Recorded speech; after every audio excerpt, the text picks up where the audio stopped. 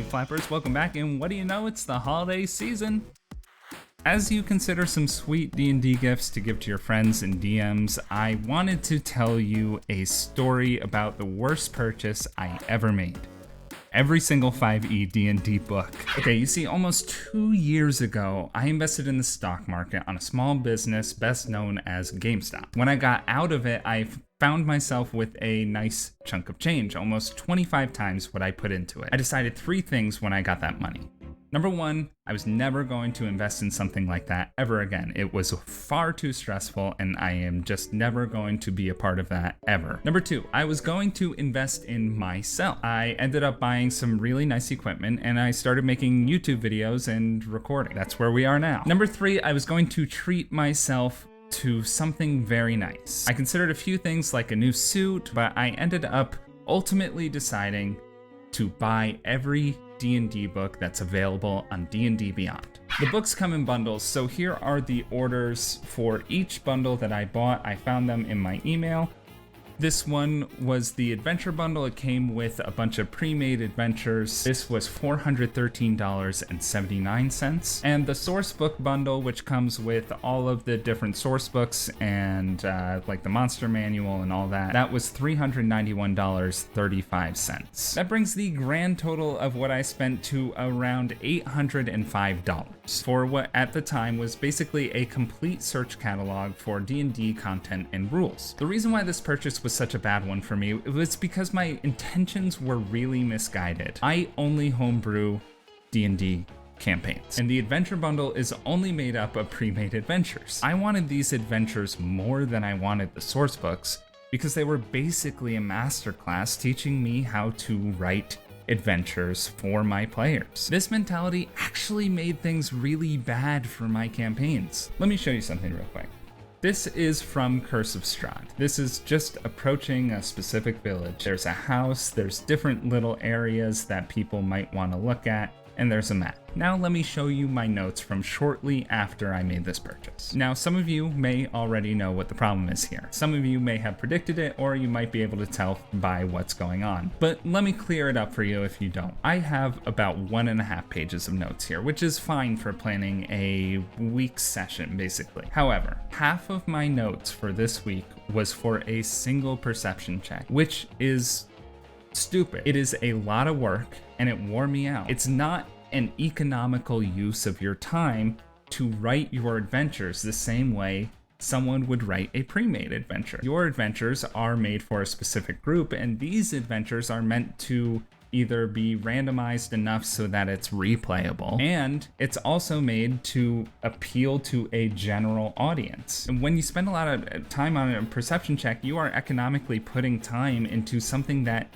might not ever happen. I still did find some use out of it, but it wasn't for the same reasons that I thought I would. I can actually pull out NPCs or monsters from these. I can pull out maps or some game elements that they have included in this. So there is a value to having one.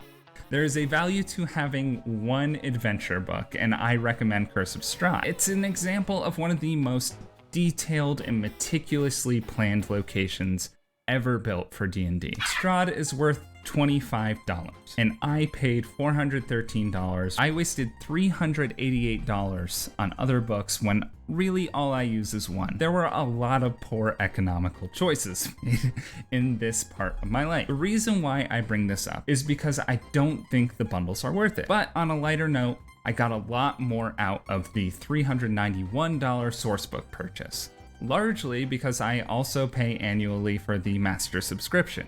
I can basically run whatever game I want, have everyone connect over D&D Beyond, and their character sheet construction is very, very easy because anyone in my campaigns will have access to my source material. Sourcebooks also provide a ton of inspiration for homebrewers, but some are not totally needed. The single most useful item for me was the Dungeon Master's Guide. I use the monster manual just about every session, though there are probably cheaper ways to find monsters, like through Patreon or something. But there's something to be said for being able to, I don't know, go on to D&D Beyond, go to home and say, I want to have werewolves in my campaign this week.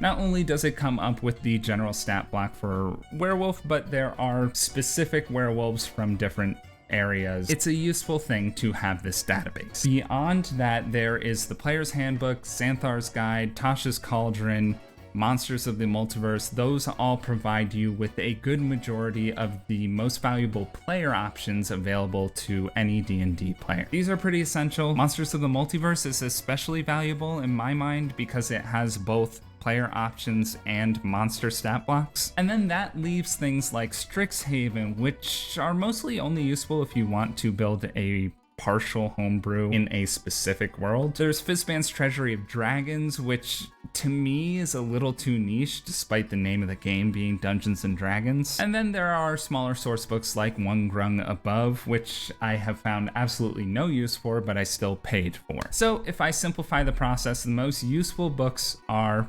Player's Handbook, Monster Manual, Dungeon Master's Guide, Xanthar's Guide, Tasha's Cauldron, Monsters of the Multiverse, and Curse of Strahd. Let me show you some of the data here. All things told, it's about $200 for all of those books. The source books are around $176, and then Curse of Strahd is $25. The bundle cost me $805, which means I wasted $603 on both bundles. Today, if you did it, it would cost you $994, and you would be wasting $792 of it if you don't have any use for it beyond these few books. You can RIP my wallet by putting Fs in the comments or liking this video. When you like it, it helps spread the video to more people, and it makes me feel very much way less bad about spending this much money on D&D books. This is a PSA. Don't fall into the trap like I stupidly did. Optimize the value of your collection. You can even wait for a sale because they have those sometimes. When I think about sales, I think I paid just entirely too much for these bundles. I'm really embarrassed about how much money I spent on these because I didn't need a lot of it. Your money is probably better spent getting physical spell cards or something that will actually help you run the game. Thank you so much for watching me die a little bit as I overanalyze my mistakes. I'll catch you next time.